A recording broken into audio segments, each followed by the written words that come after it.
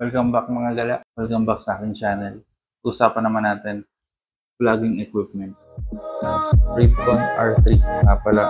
Ito yung vlogging equipment sinasabi ko. Para gagamitin mo sa dashcam. Malinaw siya. Tapos yun nga, ginagamit ko rin siya for vlogging. Ito yung audio ng mic sa camera. Ang nakukuha niya ay yung nasa labas na sound kaysa yung boses mo.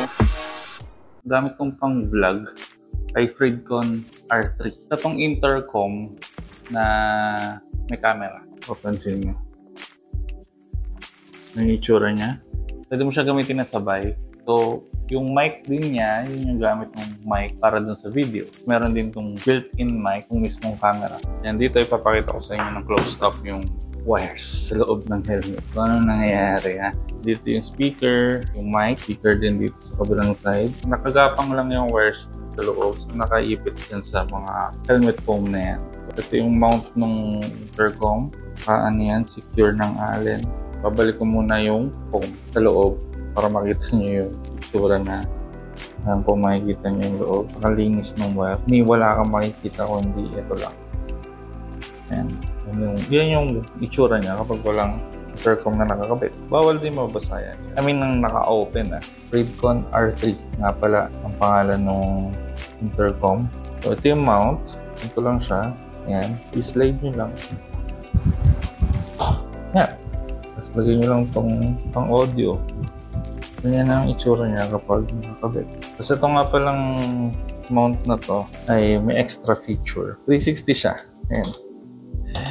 360 siya, yung naikot yan. Pero syempre, papakinabangan mo yung 360. Syempre, hindi, di ba? Yung mga nakikita yung mga video ko sa motor, ito na yung gamit ko. Wala naman akong ito talaga yung gamit ko. Hindi ako halatang vlog, Kung tatanungin nyo kung waterproof ba siya, yes po, waterproof po siya. Huwag nyo lang pong hahayaang nakabukas ng mga to. Yung mga rubber seal niya. Kasi ito po ay ito yung SD card. So, takpan nyo mabuti yan. Ito naman yung charging port. Other than that, waterproof po siya. Kasi ilang beses ko nasubukan sa ulan yan. Wala pa akong nagiging problema.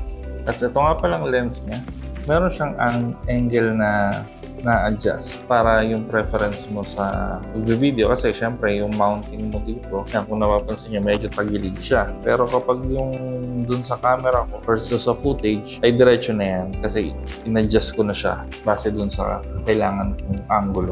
Binili ko siya dati ay 8K. Ang purpose ko nga talaga is dashcam. Ayun, kaya ako bumili ng ganito. Kailangan ko rin ng intercom. So parang ayoko naman bumili ng camera tapos intercom. Intercom kasi para sa amin mag-asawa. Para mag-usap kami. Hindi naman nagsisigaw, yan, sabi mo. Diba? So para sa intercom, tapos with camera, panalo naman siya. Ang memory card na gamit ko dito ay SanDisk na 128. So napakaraming video na yun. Max recording niya pala ay sa isang max clip ay 10 minutes. Sa 10 minutes, another clip yung mangyayari doon. Loop recording nga pala siya. Sinabing loop recording, kapag napuno yung SD card, buburahin niya yung pinakahuli na record. Baka hindi ka mag-worry na, yung time na yun is wala ka na palang space. Kala mo di na record. Pero hindi. Okay lang. Ripcon R3 ay kayang connect sa 6 na intercom din. Ripcon din dapat. Sa camera naman, highest quality na pwede ay 2K. 2K resolution. So, maganda na yung ganong klase. Tapos may stabilizer na rin siya. Ayun, sabi ko nga kanina is dalawang mic na siya. Internal. Ito yung, alam ko, ito yata yung mic nun. So, nasa likod siya. Hindi siya masyadong kakain ng hangin. Tapos, yung pangalawa is yung nandun sa loob ng helmet. Yung sasaksak mo ito. Yung wire. So, tandaan nyo, ito yung internal mic. Yung nasa helmet nyo, yun yung external. Para sa gagamitin mo sa dashcam, malinaw siya. Tapos, yun nga, ginagamit ko rin siya for vlogging. Ito yung sample. Ito yung pag-araw.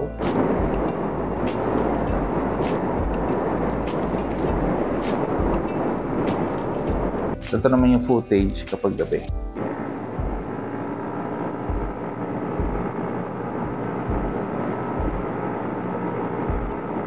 Sunod ko naman yung mic, katulad nung kanina sinabi ko. So, ito yung footage na ang gamit ay yung mic ng camera. Ito yung audio ng mic sa camera. So, ang nakukunan niya ay yung nasa labas na sound kesa yung boses mo. So ito naman yung footage na ang gamit ay yung external mic sa loob ng helmet. Ito naman yung audio kapag external mic yung gamit mo. Meaning yung mic na naka-wire dun sa mismong camera na nasa loob ng helmet. So ayan, kung mapapansin nyo, may konting difference na mas rinig yung boses ko versus dun sa kanina. Yan yung sample video sa day and night, sample audio sa camera mic and sa external mic. So kayo na humusga, bahala kayo.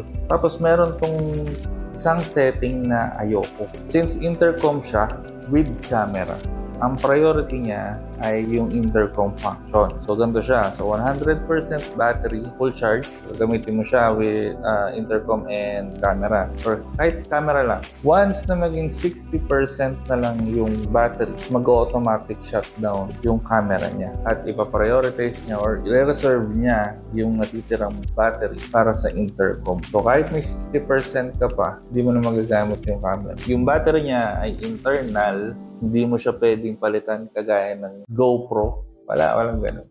Yun yung downside nito. Kung ayaw nyo ng mga ganun, hindi ko siya marirecommend. Pero let me say this, na ang recording hours niya ay 4 hours. Tinesting ko siya at umabot nga siya ng natin almost 4 hours bago maging 60%. Bago nag-shutdown ng kusa yung camera. So 4 hours is napakatagal na nun. Sa isang biyahe, baka nandun ka na sa destination mo, pagdating mo, tsaka mo i-charge. Yeah? Para sa akin, okay din. Okay din siya. Yung nga lang, kailangan mong tansyahin yung biyahe mo. Dashcam naman ng purpose mo, edi every 2 days, 3 days, charge mo siya. Maririnig mo naman kung ilang percent na lang eh. So, kung 80%, charge mo na. Diba? Para at least every biyahe mo, safe ka, meron kang security cam or dashcam. Pero kung gusto niyo ng talagang magandang quality camera, may extra battery, wag ito. Action cam kayo, DJI, GoPro, Insta360. Yung vlogging equipment ko is additional is yung itong phone ko, ayan, yung panggamit ko ngayon, which is Samsung S21 Ultra. So medyo luma na siya ngayon. Pero kung sa quality naman is okay pa naman siya. So yun yung vlogging equipment ko. Ito, tapos yung phone. So soon, sana, malay natin, magkaroon tayo ng sariling action cam or Insta360. Sabi ko nga nung sa Bohol trip, diba? Saya ng 360. So yun lang naman guys, yun lang naman ng video na to. Share ko lang ang Freedcon R3. Yan, kung trip nyo bumili ito, hindi pa ako nagbebenta. Punta kayo sa Freedcon site nila, so mga official site nila, Facebook or whatever. So, Freedcon R3 vlogging equipment. Yun lang po guys. Thank you sa pagsama. Thank you sa pakikinig. So gala tayo susunod guys. Hanggang sa muli. Thank you. Like, share, subscribe.